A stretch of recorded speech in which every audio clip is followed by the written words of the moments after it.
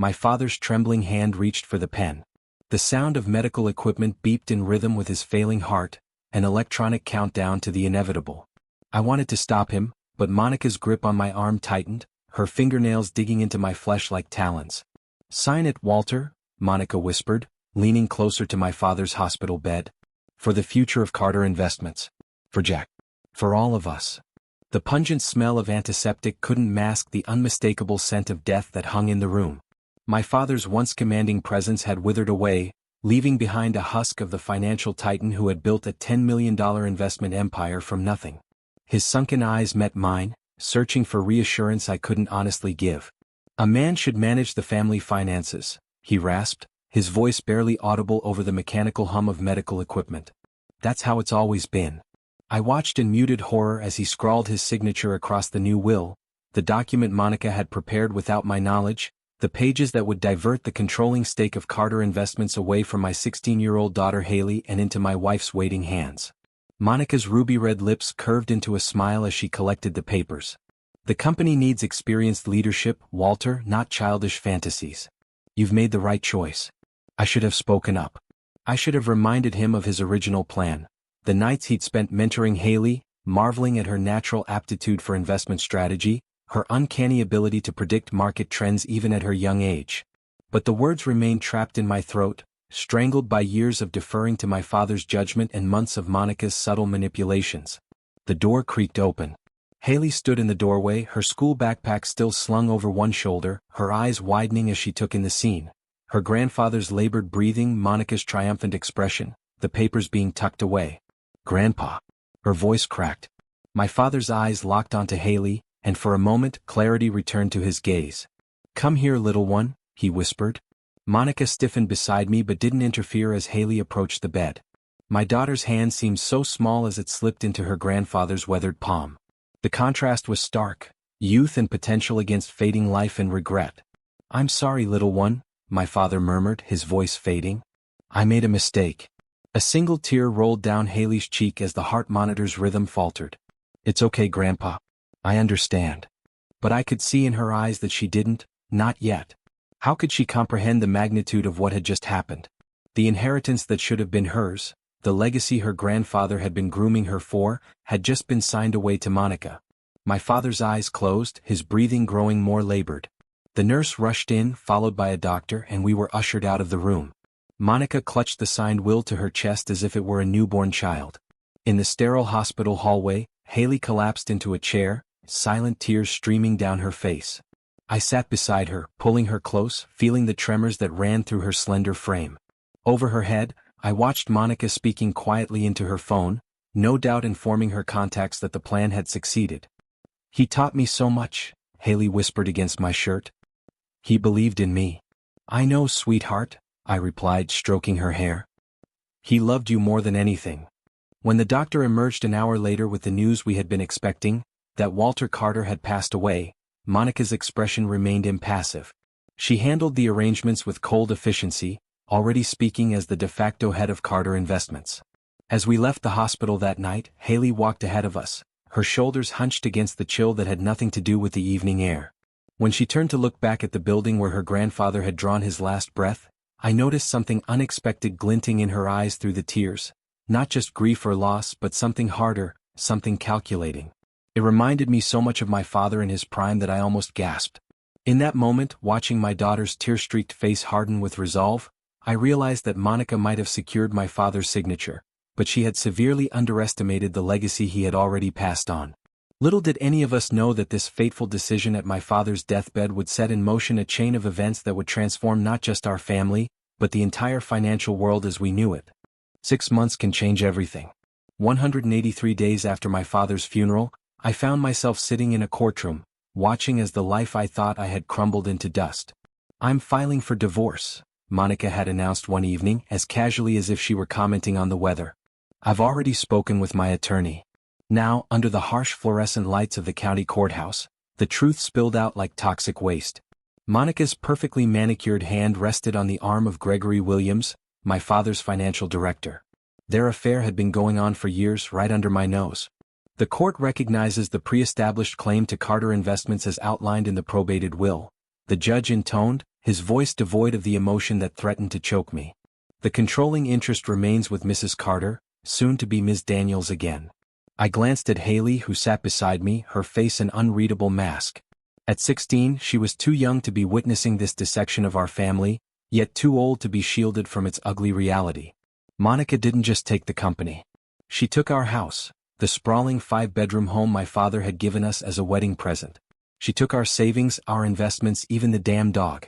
All perfectly legal, all meticulously planned. 3 weeks later, Haley and I stood in the cramped living room of our new home, a 2-bedroom apartment on the outskirts of the city, the kind of place where the neighbors' arguments provided nightly entertainment through paper-thin walls. "It's not so bad," I lied, setting down a box labeled kitchen. "We've got everything we need."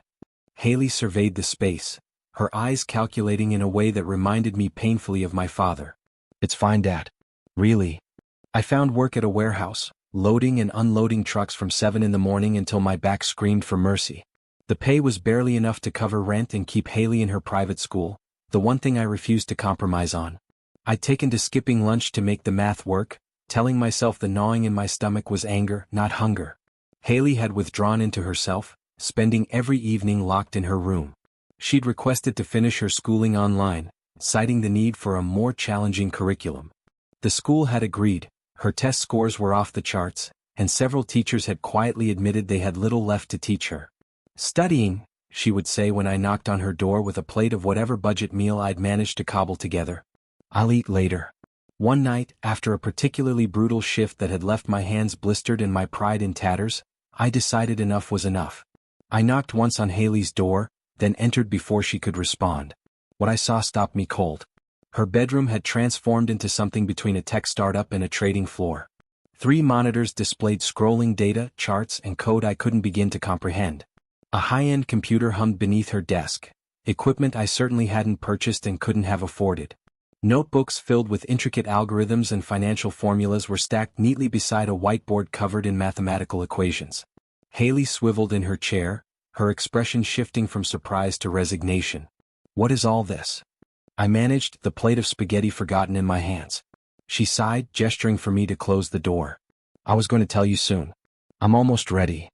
"Ready for what, exactly?" "For Sage," she said, turning back to her screens. Strategic Algorithmic Global Engine. The name meant nothing to me, but the pride in her voice was unmistakable. "I've been working on it since Grandpa got sick," she continued. "He taught me more than Monica knows. I've been analyzing market patterns, developing predictive models, writing algorithms." I set the plate down and moved closer, trying to make sense of the figures flashing across her screens. Where did all this equipment come from? A small smile played at the corners of her mouth. "Remember that coding competition I won last year? The prize money. And I've been doing some freelance programming work." I sank onto her bed, suddenly feeling every one of my 42 years. "Haley, what exactly are you trying to do here?" She swiveled fully to face me, her eyes alight with a determination I hadn't seen since before my father's death. "Monica thinks she stole the company, but she doesn't understand. Grandpa gave me something much more valuable than shares. He gave me knowledge. His vision." She tapped a key, and one of the screens displayed a simulation of stock movements, with Sage's predictions tracking alongside actual market data with eerie precision. "This is just the prototype," she said, and for the first time in months, I heard excitement in her voice. "But it works, Dad. It's already working." I stared at my 16-year-old daughter, seeing for the first time not a child grieving her grandfather, but a young woman with the same fierce intelligence and unwavering resolve that had made Walter Carter a legend in the financial world. "Monica and Gregory think they've won," Haley said, her voice hardening. "But they don't understand what they're up against. They have the company name, but I have Grandpa's legacy. His real legacy."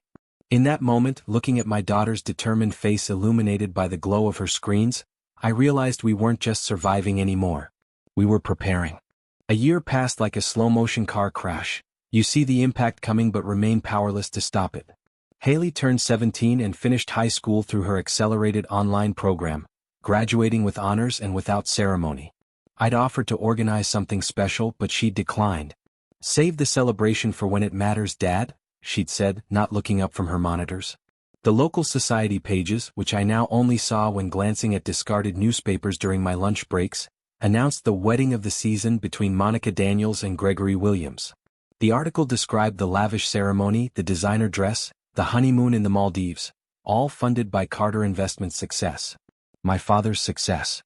The success that should have been Haley's inheritance. What the society pages didn't report was that Gregory had been granted significant shares in the company as part of their marriage agreement. The information came to me through Tim Lancaster, my former colleague who took pity on me and occasionally met for coffee. "They're running it into the ground, Jack," Tim confided, glancing around nervously as if expecting to find Gregory's spies hiding behind the coffeehouse plants. 3 major clients pulled out last month. Gregory's playing fast and loose with investment strategies that Walter would never have approved. I nodded, unsurprised but still feeling a twinge of sadness for my father's legacy. "How bad is it?" "Bad enough that the board is getting nervous," Tim replied. "But they can't do much with Monica and Gregory holding the controlling interest."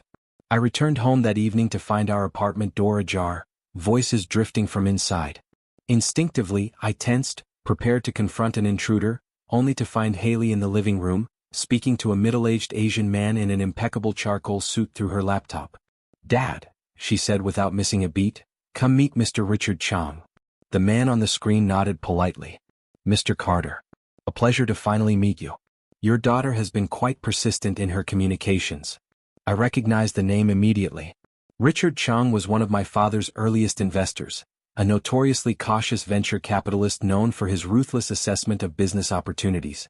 "Mr. Chang has agreed to hear my proposal," Haley explained, motioning for me to sit beside her. What followed was the most extraordinary 30 minutes of my life. My 17-year-old daughter, with the confidence of a seasoned CEO, walked Richard Chang through a detailed presentation of Sage.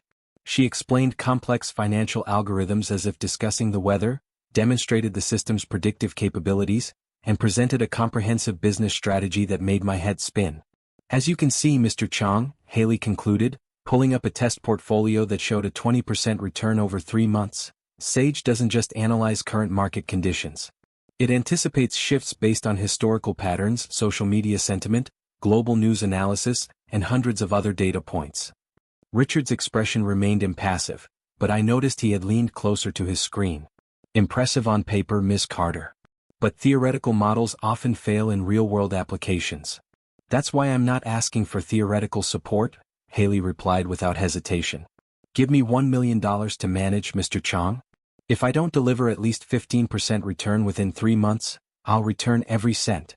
I nearly choked. $1 million? Had she lost her mind? Richard's eyebrows rose slightly, the venture capital equivalent of gasping in shock. Then surprisingly he laughed. "Bold, just like your grandfather. But I didn't build my fortune by handing million-dollar checks to teenagers, no matter how brilliant." Haley didn't flinch. "Then start smaller. Test us. Whatever amount you're comfortable with." Richard considered for a moment, tapping his fountain pen against his desk. 250,000. 3 months. 15% return. He smiled thinly. "Consider it an educational investment in Walter's granddaughter."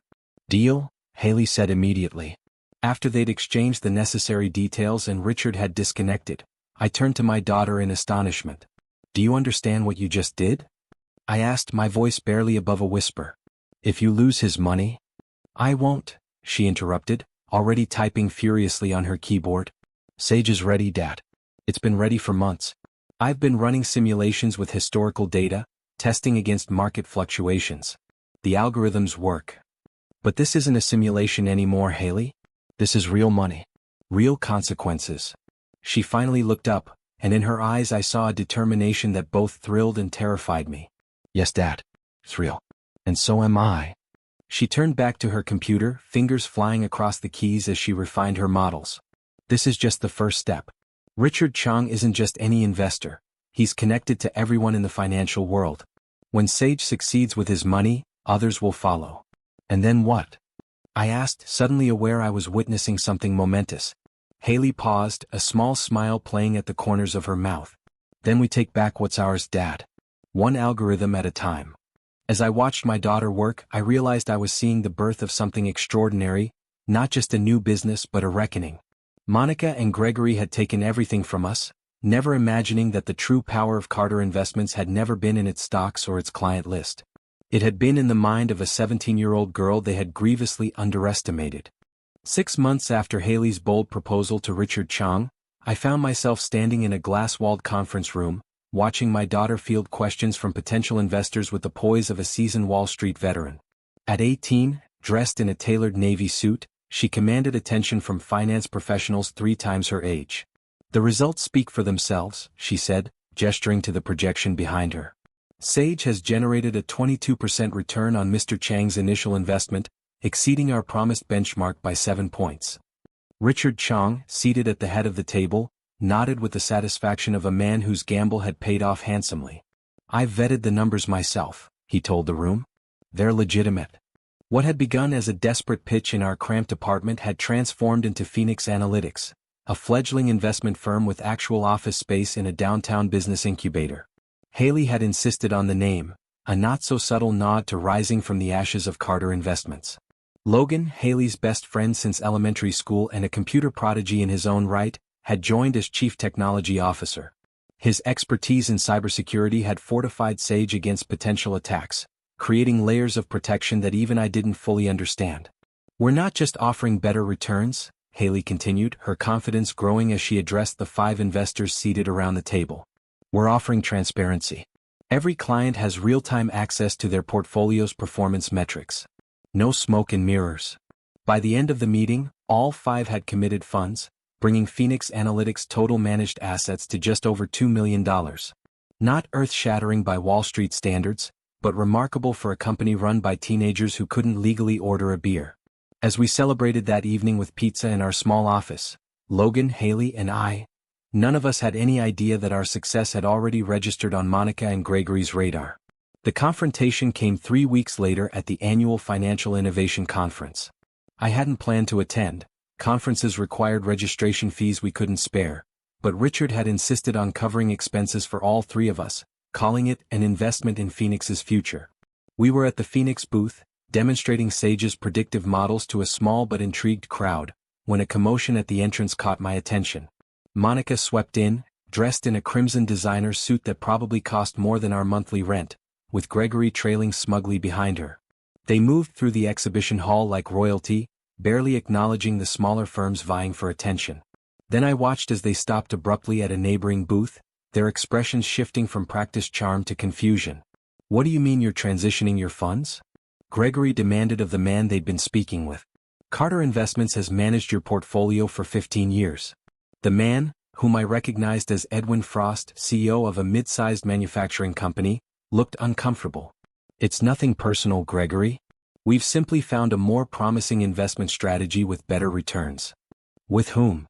Monica asked, her voice carrying that dangerous sweetness I knew all too well. Edwin gestured vaguely across the hall. "Phoenix Analytics.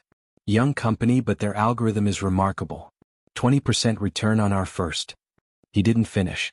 Monica and Gregory had already turned, scanning the hall until their eyes locked on our modest booth, and the Phoenix Analytics banner hanging above it. I felt a protective surge as they approached, Gregory's face darkening with each step.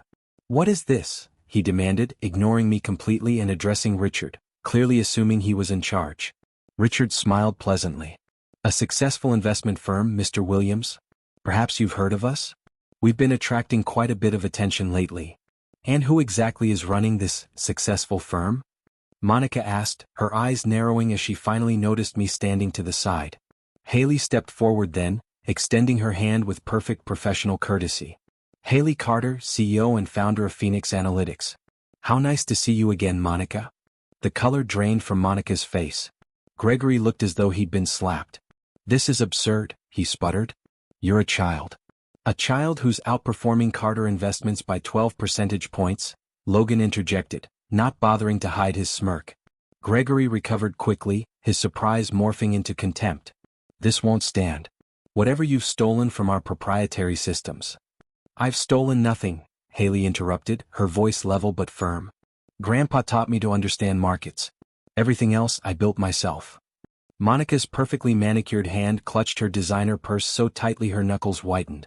"We'll see about that. Our legal team will be in touch." Gregory leaned in, lowering his voice to a threatening whisper. "Enjoy your little game while it lasts. This childish venture will be dismantled within a week."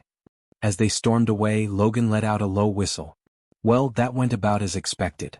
Richard Chong looked more amused than concerned. Their lawyers won't find anything. I had my team vet your algorithms thoroughly before investing. You're clean. But I watched my daughter's face as she observed Monica and Gregory's retreating figures. She wasn't afraid. She wasn't even angry. Instead, there was a small, mysterious smile playing at the corners of her mouth, the same expression my father used to have when he'd set a trap and was simply waiting for his opponent to stumble into it. They think this is the battle, Haley said quietly. They don't realize it's just the opening move. Gregory made good on his threat. The lawsuit landed on Phoenix Analytics' doorstep exactly 3 days after our confrontation at the conference. A meticulously crafted legal document alleging theft of intellectual property, corporate espionage, and a half-dozen other charges that could have buried us beneath legal fees alone. Carter Investments versus Phoenix Analytics, I read aloud, the heavy paper trembling slightly in my hands. Plaintiff seeks immediate injunction against all business operations and damages in excess of $5 million. Haley took the document from me, scanning it with surprising calmness. They've assigned James Holloway as lead counsel, she noted. The name meant nothing to me, but Logan groaned from his workstation. Holloway? The corporate executioner? We're toast. Who is he? I asked. Only the most ruthless corporate attorney in the state, Logan explained, already typing furiously to pull up information. Senior partner at Williams' law firm. They call him the Undertaker, because once he takes your case, your business is as good as dead. Richard Chong called an hour later, his typically composed voice tinged with concern. This is a serious play, Haley. Holloway doesn't come cheap and he doesn't lose often. Can you recommend someone to represent us? I asked, already mentally calculating how many extra warehouse shifts I'd need to cover even a modest retainer. Richard sighed. I know several excellent attorneys, but none who'd take on Holloway without significant upfront payment. We're talking 6 figures minimum. Haley listened to this conversation with that same mysterious half-smile I'd seen at the conference. We'll handle it, she said simply. The preliminary hearing was scheduled for the following week. We arrived at the courthouse, Haley, Logan, and I, looking like what we were, underfinanced underdogs.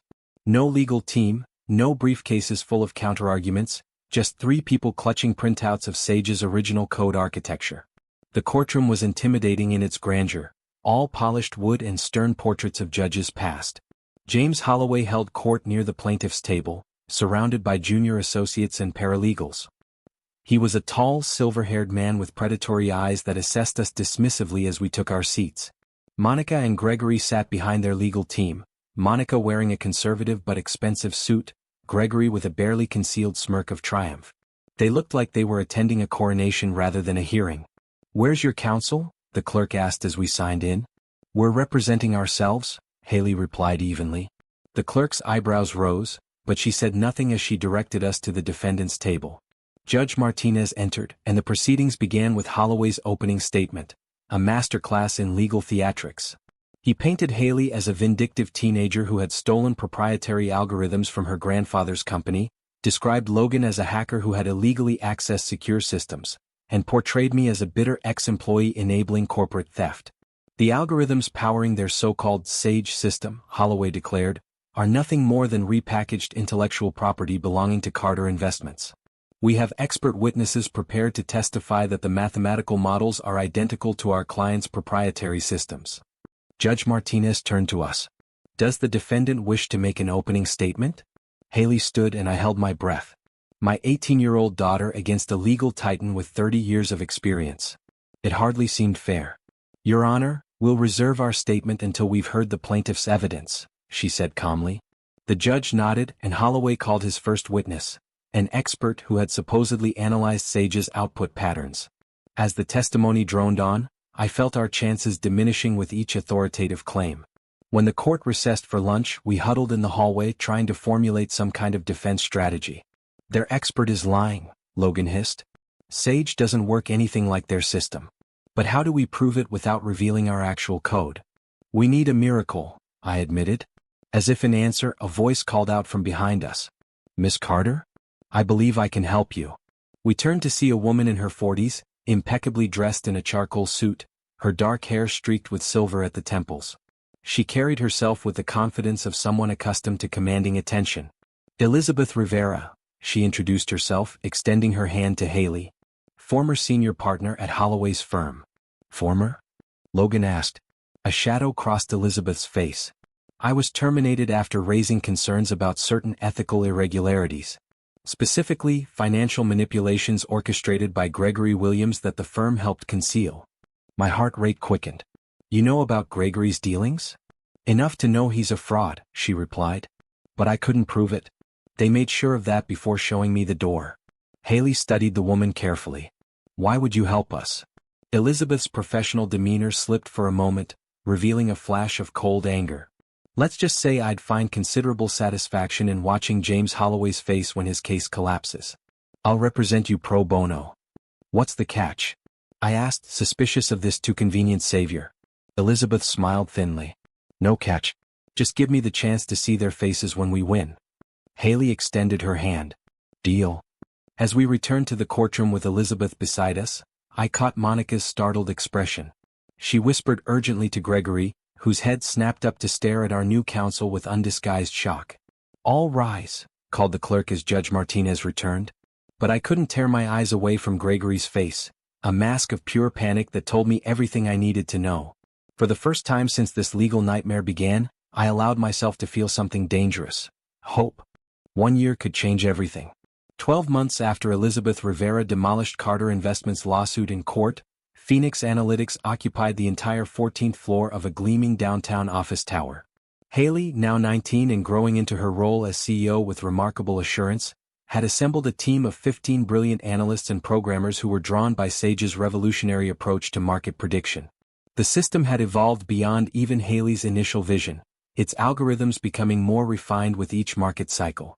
The $50 million under management had been hard-earned, each new investor carefully vetted to ensure they valued long-term growth over quick profits.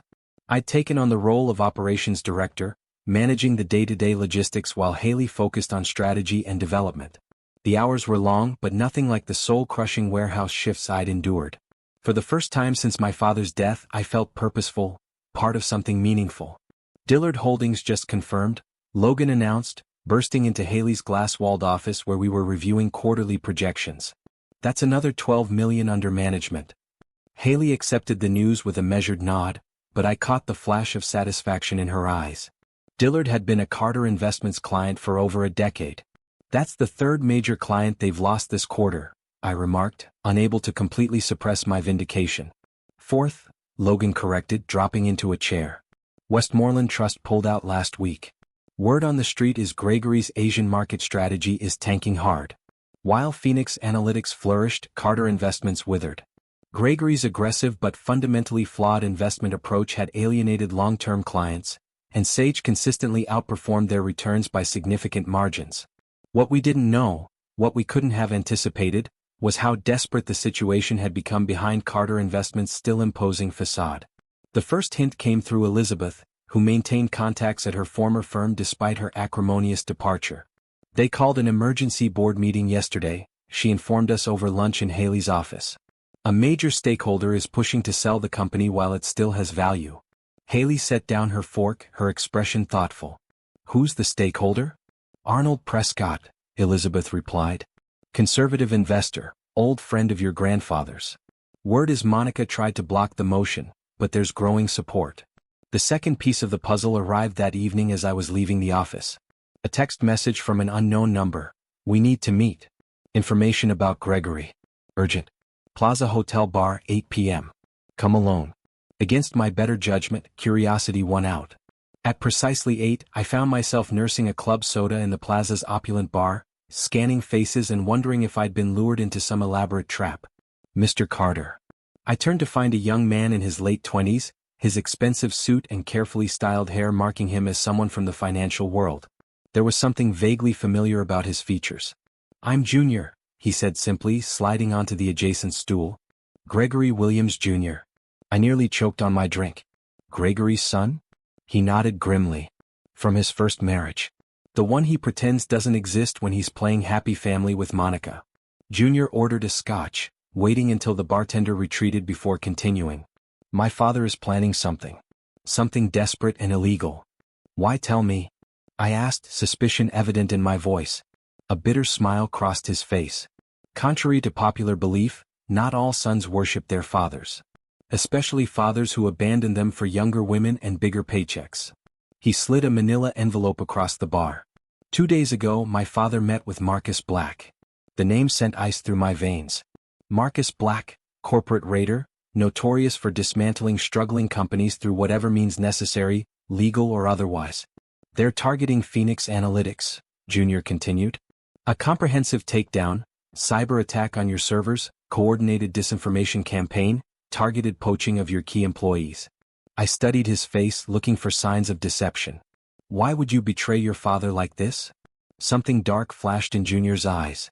My father has spent a lifetime betraying others. Consider this karmic balance. He finished his drink in one swift motion. But if you want the real reason. He leaned closer, lowering his voice. He was obsessed with her, you know. Even when you and Monica were married. Always talking about Walter's brilliant granddaughter, and how she was the future of finance. It was unsettling. And now that obsession has twisted into something ugly. Destructive. With Haley? I asked, feeling protective anger surge through me. Junior nodded. I graduated law school 4 months ago. Know what he said when I told him? That's nice. Did you know Haley Carter just secured another $10 million in investments? My own father. He stood abruptly. The attack is scheduled for next Thursday. Server infiltration first, then a coordinated media hit. They have someone inside your IT department already. Before I could respond, he was gone, leaving only the envelope and his empty glass. Inside, I found meeting notes, server diagrams of Phoenix Analytics Network, and a detailed timeline of the planned attack. I called Haley immediately. We need to talk. Now. And bring Logan. As I waited in the now crowded bar for my rideshare, I couldn't shake Junior's words about Gregory's obsession with my daughter. What had begun as a financial battle had clearly become something more personal, more dangerous. Gregory Williams wasn't just trying to save his company anymore. He was trying to destroy Haley whatever the cost. The attack came exactly when Junior had warned it would. At 3:17 a.m. on Thursday, while most of Phoenix Analytics employees slept soundly in their beds, a cascade of alerts lit up Logan's phone like a Christmas tree. They're good, he muttered, fingers flying across his keyboard. We had set up a war room in the office basement, away from our regular servers and network. Professional. This isn't some script kiddie operation. Haley stood behind him, her face illuminated by the harsh blue glow of multiple monitors. Can you contain it? Contain, yes. Stop completely? Logan's face tightened in concentration. They've got multiple attack vectors. Someone definitely gave them our network architecture. I thought of the server diagrams in Junior's envelope. Martha in IT? Has to be, Logan confirmed, not looking away from his screens. She had access to everything, security protocols, backup systems, even Sage's peripheral defensive layers.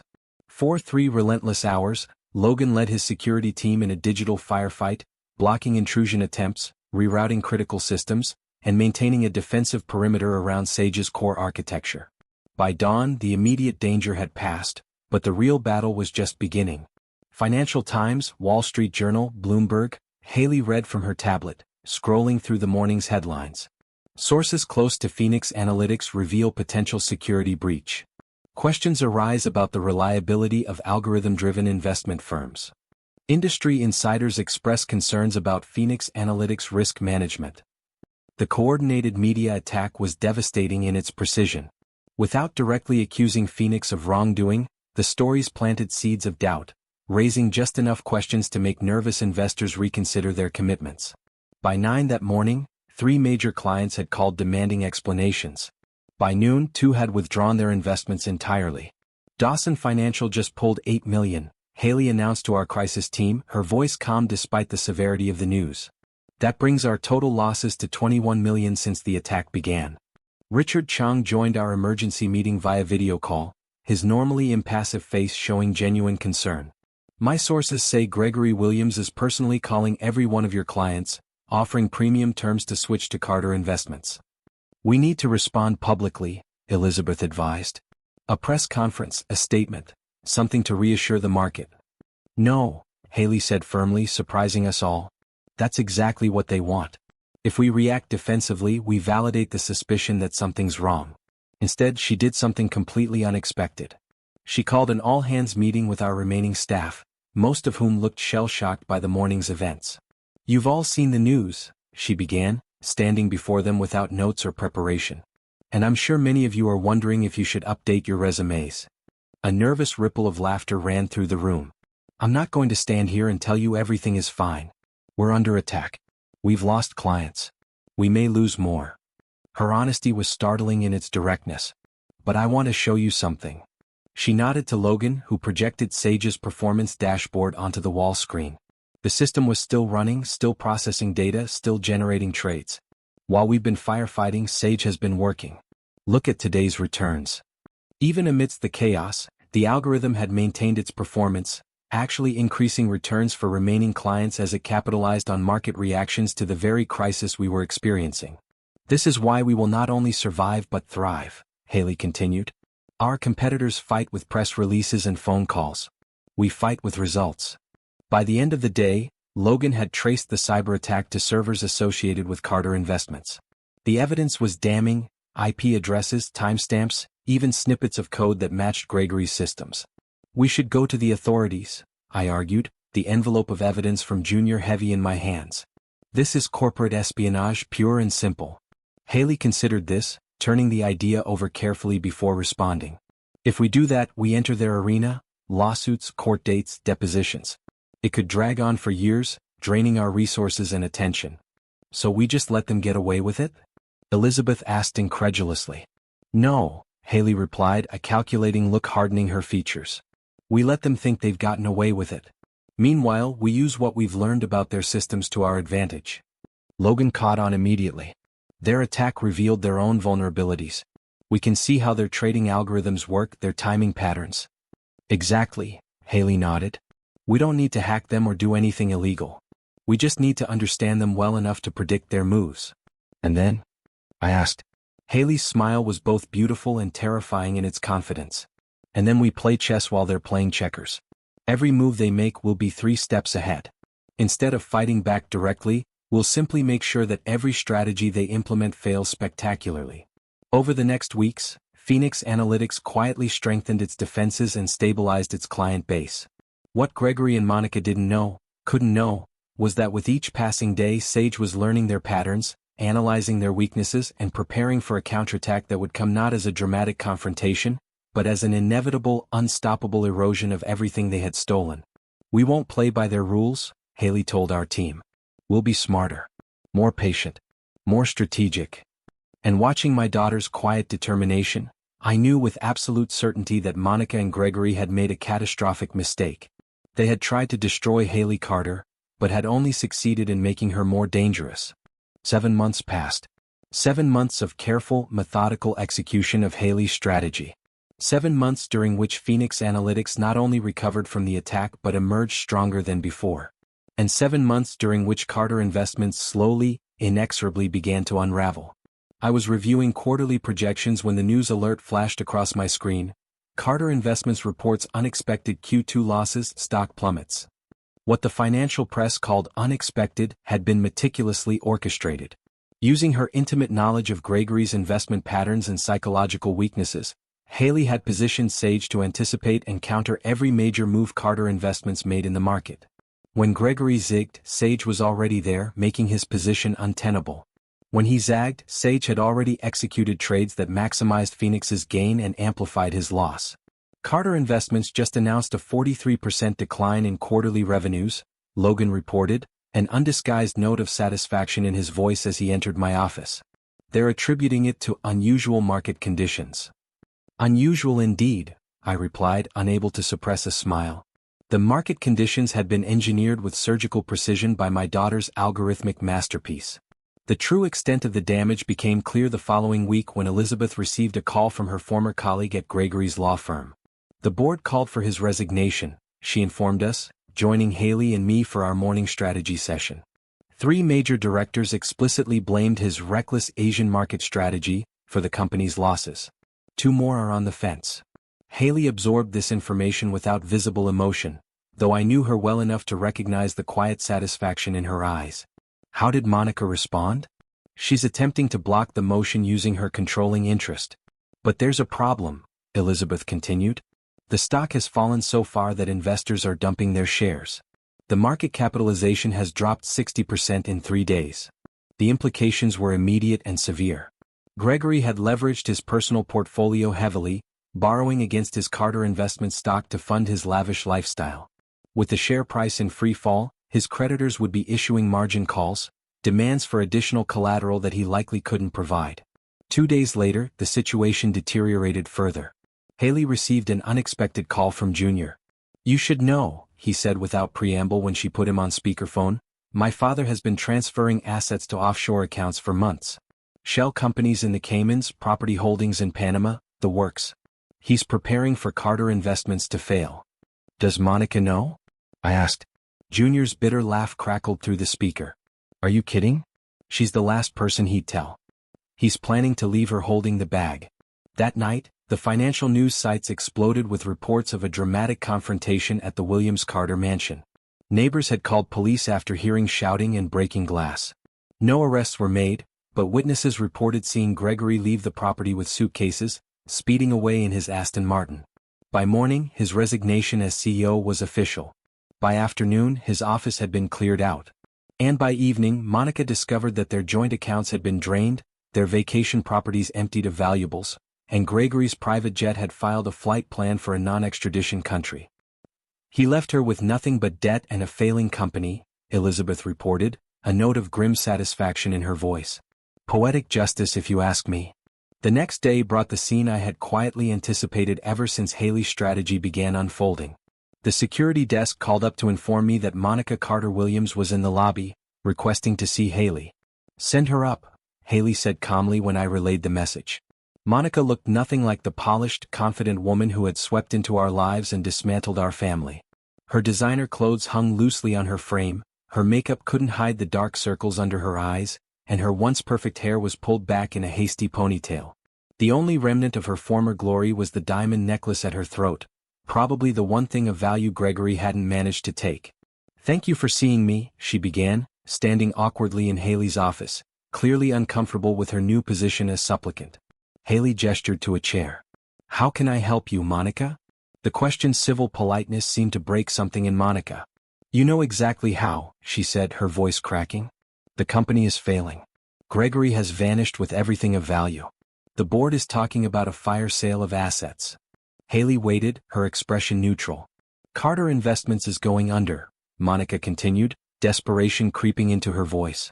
"Your grandfather's legacy, your family's company, it will all disappear." "And?" Haley prompted, her voice cool.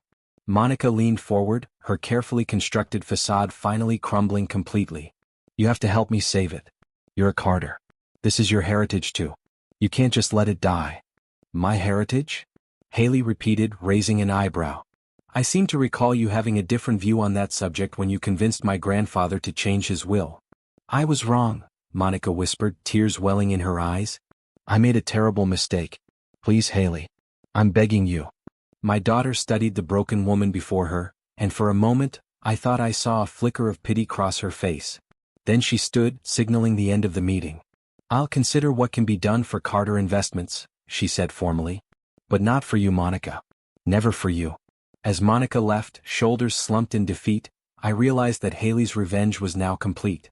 She hadn't just reclaimed what was rightfully hers. She had forced Monica to acknowledge the magnitude of her betrayal and to beg for the mercy she had never shown others. The announcement came on a Tuesday morning, stark and final in its corporate brevity. Carter Investments files for Chapter 11 bankruptcy protection. The company my father had built from nothing, the financial empire that had once been the envy of Wall Street, was officially insolvent. I found Haley in her office, staring at the press release on her tablet. For a moment, I glimpsed vulnerability in her expression, a flicker of the granddaughter who had adored her grandfather and his legacy. "You okay?" I asked softly. She looked up, composure returning instantly. "I'm fine. This was always the plan." "Was it?" I settled into the chair across from her desk. "I thought the plan was to build Phoenix, not destroy Carter. The two aren't mutually exclusive." She set down her tablet and swiveled to face the floor-to-ceiling windows overlooking the city. "Besides, we didn't destroy Carter Investments. Monica and Gregory did that themselves."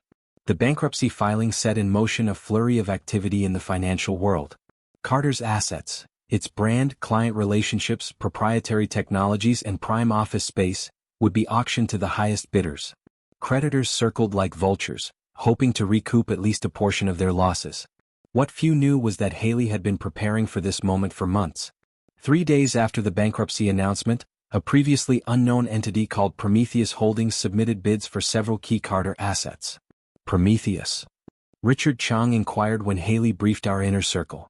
Greek mythology, the titan who stole fire from the gods to give to humanity. Subtle. Haley smiled. I thought it appropriate. Prometheus Holdings was, of course, a shell company Haley had established with Richard's help.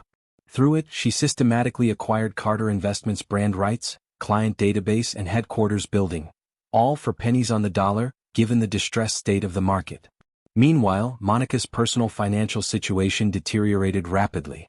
With her assets tied to the company and Gregory's massive personal debts now coming to light, she found herself unable to secure loans to maintain even a fraction of her former lifestyle.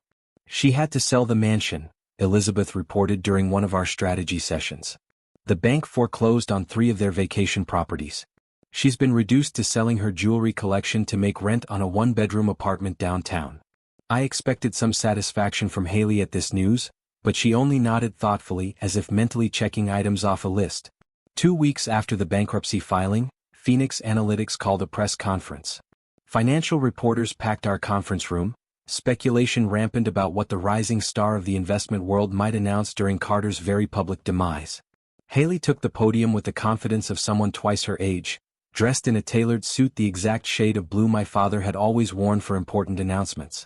Today, I'm pleased to announce that Phoenix Analytics will be merging with the core assets of Carter Investments to create a new entity, she began, her voice steady and clear. The combined company will operate under the restored name of Carter Investments, honoring the legacy of my grandfather, Walter Carter. A buzz of excitement rippled through the assembled journalists. The new Carter Investments will marry Phoenix's cutting-edge Sage technology with Carter's established brand and client relationships, she continued. Additionally, we'll be implementing a revolutionary blockchain-based transparency system that will allow clients unprecedented visibility into our investment strategies and performance metrics. The questions flew fast and furious after her announcement. How would existing clients be integrated? What would happen to current Phoenix staff? Was this move driven by sentiment or strategy? Haley fielded them all with measured responses that revealed her careful planning while still leaving her competitors guessing about her next moves. By the time the conference ended, Phoenix's stock had jumped 15%. Well played, Richard Chang told her afterward, genuine admiration in his voice. Your grandfather would be proud. You've become the most significant financial innovator of the decade. The praise from my father's old friend seemed to affect Haley more than any of the day's success. For a moment, she allowed herself a genuine smile, not the calculated one she used for business, but the one that reminded me she was still, despite everything, a young woman of 21. 1 week after the press conference, as we were settling into the renovated Carter Investments headquarters, my father's old office, now Haley's domain, an envelope arrived addressed to her. Inside was a handwritten note from Monica, requesting employment at the revitalized company. What are you going to do? I asked when she showed me the letter. Haley considered it for a long moment. I'd like to meet her. The next day they sat across from each other at a cafe near our offices. I watched from a distance as Monica, dressed in clothes that still attempted elegance despite their obvious wear, leaned forward eagerly, her expression hopeful. Haley listened, her face impassive. Then she spoke briefly, sliding an envelope across the table before rising to leave. Monica's face registered shock, then confusion as she opened it. What did you tell her? I asked when Haley rejoined me. That I wouldn't hire her, but I'd arrange a monthly stipend, enough for basic living expenses. Not for her sake, but out of respect for you. As we walked back to the office, I glanced at my remarkable daughter. In 3 short years, she had risen from a heartbroken teenager to the head of a financial empire with offices on 3 continents.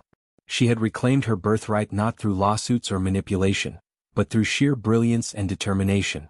And despite it all, despite every reason to be consumed by bitterness, she had found room for a small act of mercy, however coldly delivered. 3 years passed in a blur of expansion, innovation, and triumph. Carter Investments, under Haley's leadership, had evolved from a respectable financial firm into a global powerhouse with offices in New York, London, and Singapore. At 23, my daughter had achieved what most financiers could only dream of accomplishing in a lifetime. I had left the day-to-day operations of the company 2 years earlier, finding greater satisfaction in running the Haley Carter Foundation, a nonprofit dedicated to identifying and supporting talented teenagers from disadvantaged backgrounds. Every time I met a brilliant young mind trapped by circumstance, I thought of what might have happened to Haley without my father's mentorship. One crisp autumn morning, I was reviewing scholarship applications when my phone buzzed with a news alert that made me freeze mid-sip of coffee. Fugitive financial executive Gregory Williams apprehended in Greece. The accompanying photo showed a sunburned, disheveled Gregory being escorted off a yacht by local authorities. The man who had once strutted through boardrooms in bespoke suits now wore wrinkled linen pants and a defeated expression. The investigation into his financial crimes had continued long after Carter Investments' fall. Prosecutors had uncovered evidence of tax evasion, investor fraud, and embezzlement stretching back years before his marriage to Monica. His capture filled in the final piece of Haley's victory mosaic. That same week, a tabloid published a scathing interview with Monica, who had grown increasingly bitter as the monthly stipends from Haley became her only reliable income. In it, she made wild accusations about Sage using illegal data harvesting techniques and Haley manipulating markets through algorithmic trading. "Did you see this?" I asked Haley over dinner that evening, sliding the tabloid article across her dining table in the penthouse apartment she'd purchased the previous year. She glanced at it briefly, then returned to cutting her steak. "Elizabeth is filing a defamation suit tomorrow. The damages will exceed anything Monica could possibly pay. Is that necessary?" I asked gently. "She's already lost everything."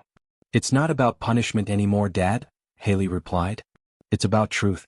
I won't have Carter Investments' reputation tarnished by her lies." I studied my daughter in the soft lighting of her dining room. Success had neither softened nor hardened her. It had simply refined her, distilling the determination I'd glimpsed in that hospital room years ago into a focused clarity of purpose that commanded respect from everyone she encountered. The following month brought Haley to Davos for the World Economic Forum, where she unveiled her most ambitious initiative yet, a partnership with central banks to implement Sage-derived algorithms that could help stabilize national economies during turbulent market periods. I watched the live stream of her presentation from New York, chest swelling with pride as global financial leaders listened intently to her vision. After her speech, as she navigated through congratulatory handshakes, an elderly woman approached her, elegant in her simplicity, her silver hair swept into a classic chignon. The camera briefly captured their interaction, and I recognized Margaret Carter, my father's cousin and former operations director at the original Carter Investments. She had retired to Switzerland years ago, and I hadn't seen her since my father's funeral. Later, Haley recounted their conversation. She said Grandpa always told her I had his vision and intellect, but her stubbornness, she told me, a rare softness in her voice. She said he would be proud. That evening, as we dined in her penthouse overlooking the glittering city, news broke of Gregory's formal extradition to face charges in the United States. "So it's finally over," I said, raising my glass in a toast. "Justice served." Haley clinked her glass against mine but seemed pensive. "You know, Dad, when this all began, I thought I was doing it for revenge. I wanted to make them pay for what they took from us." "And now?" I prompted. She turned to look out at the skyline, the concrete manifestation of financial power that she now commanded. "Now I realize I'm building something far bigger than what they destroyed. Grandpa didn't just want a successful company. He wanted to change how the financial world operates, to make it more transparent, more equitable. That's the real legacy I'm pursuing." In that moment, as the setting sun cast golden light across her features, I saw both the determined teenager who had built Sage in a cramped bedroom and the visionary leader who now shaped global markets. My father would indeed have been proud, not just of her success, but of the principles that guided it. "None of this would have been possible without you, Dad," she continued, surprising me with her candor. "When everyone else saw a grieving teenager, you saw someone capable of more. You never stopped believing in me even when I was plotting something that must have seemed impossible." I reached across the table and took her hand, something I hadn't done since she was a child. "That's what parents do, Haley. We believe in the greatness our children can't yet see in themselves." As night fell over the city, I reflected on our extraordinary journey. We had lost everything, home, security, status, only to reclaim something far more valuable: purpose, integrity, and a legacy built not on deception but on genuine innovation. In the end, Monica and Gregory had stolen a company but failed to recognize that the true Carter inheritance couldn't be contained in a will or measured in stock certificates. It lived in the brilliant mind of a young woman who had transformed loss into triumph, and in doing so had changed the financial world forever.